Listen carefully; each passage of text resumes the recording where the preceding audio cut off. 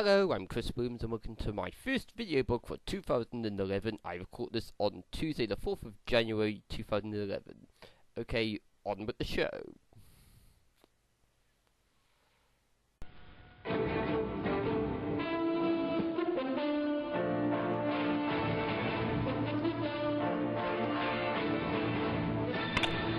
From the Chris Williams portfolio of blogs, this is youtube.com/MrChrisOf2004 in association with the Kansas Stuck on You eBid shop.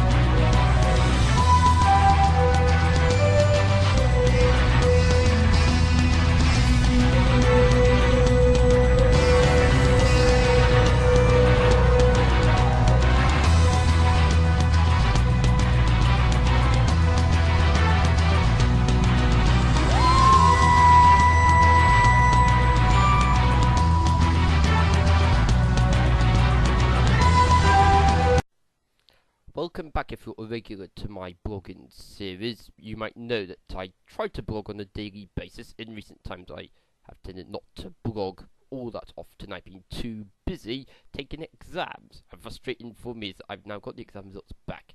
And of course you need 40 to pass. I got 30 now, so I've now been offered the opportunity to resit at a special discounted rate. I think I will take up that offer, but quite frustrating that I'm so close to passing. I've got to pay more money to do resits, but that's something I'll be blogging about at a different time.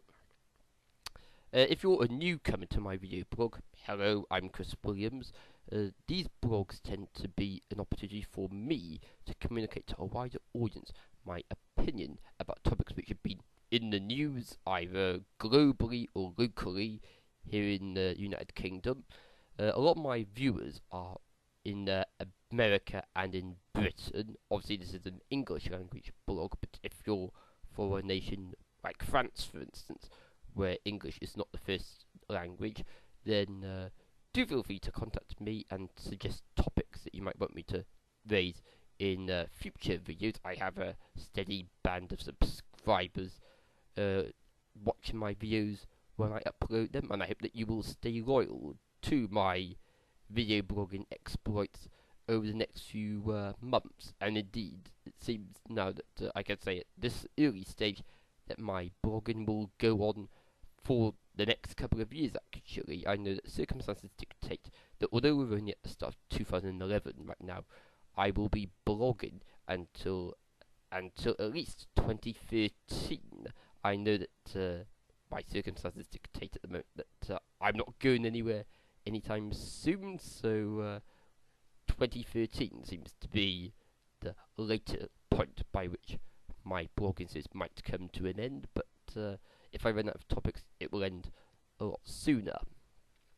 Right, topic I will talk about today is political prostitutes, or in other words, people who say, I'm going to vote for one political party, and then they end up declaring their allegiance to another political party many years later.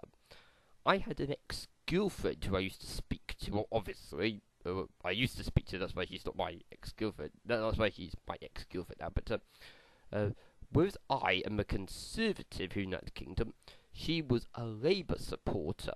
And in 2011, like most people, she didn't hear back on the Labour to vote for the Liberal Democrats because she was unhappy with the Iraq War.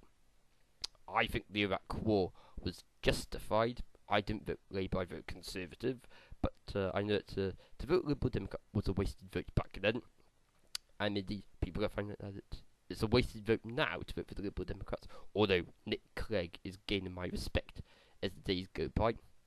Right, this ex-girlfriend, she was profoundly Labour supporting in 2005, but she didn't hear back on Labour because of the Iraq War. She dabbled with the Liberal Democrats, and now she's saying on Facebook, I like to check out Facebook from time to time to see if she's saying nasty things about me on her Facebook area. It has been known in the past, and I've caught her doing it in the past. Boy, was I furious. Right. She now declared on her Facebook area that her life has been influenced by the politics of Mrs. Thatcher. That's interesting. So, in 2005, she said that she had been a lifelong Labour supporter. Her family is from a Labour background, and yet here she is proclaiming a love for Thatcher. Interesting.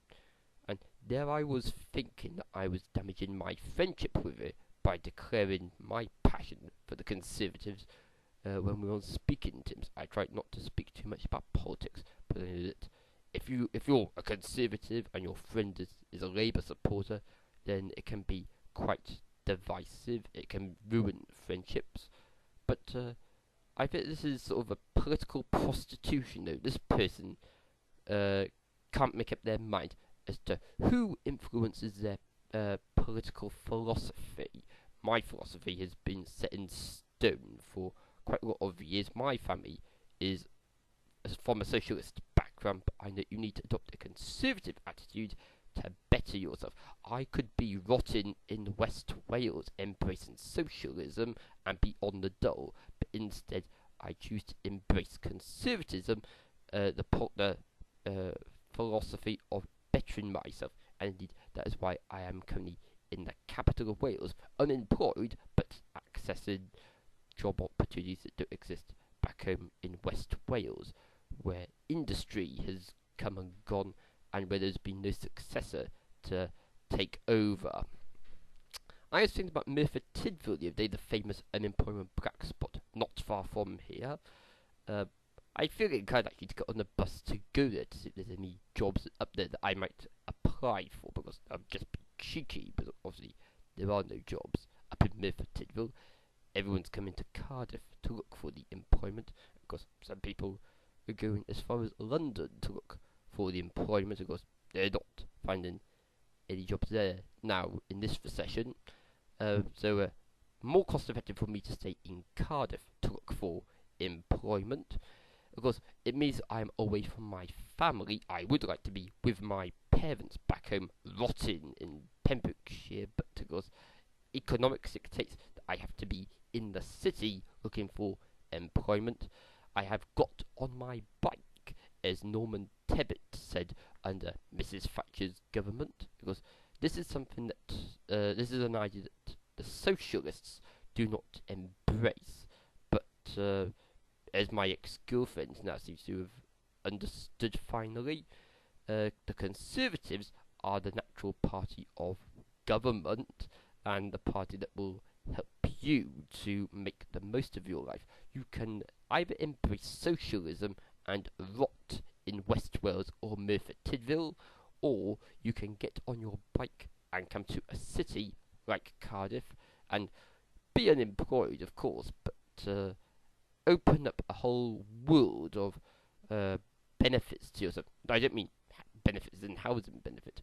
I mean it's good for me socially, it's good for me mentally to be in the capital of Wales, and obviously it's not inexpensive, but for as long as I can afford to remain in Cardiff and access job opportunities, I will remain in Cardiff, and indeed for as long as I'm in Cardiff trying to access employment and the opportunity to better myself, these blogs will go on.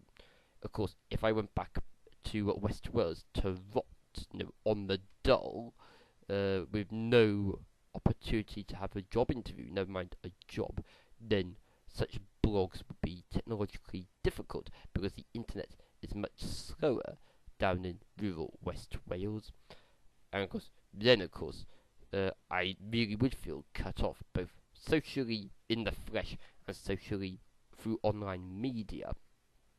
So long may my adventures in Cardiff continue, and hopefully I will get a job sooner rather than later. But even if I don't, thanks to my embracement conservatism, it means I am sort of able to access the delights of living in a city where there is more beneficial aspects for my mental health and for my financial well-being as well. And I say to all young people watching this video blog that if you're living in a rural area, you'll probably agree with me that the way to get ahead with your life is to move to a big city to look for the work. You can't expect the work to come to you, of course, given the current state of the economy. It's like that you will be unemployed in the big city for many months. But although you will feel depressed being unemployed, think of what is in the city that you can access, but you can't access in the countryside. I'm able to go to the cinema every day here, for instance, if I wanted to. I choose not to. Back home, the cinema doesn't even open in the daytime. Okay, yeah, that's all I want to say in this video blog. I've got a bit of a bad throat. I've been coughing a lot in recent times. I haven't coughed so far in this video blog, so hopefully I'm getting over the worst of it. I know that quite a lot of people around the world have got the same cough and cold as what I've got at the moment, so I hope that if you're watching this with a cough and cold, I hope that you get better soon. Until next time, it's bye for now. Bye bye.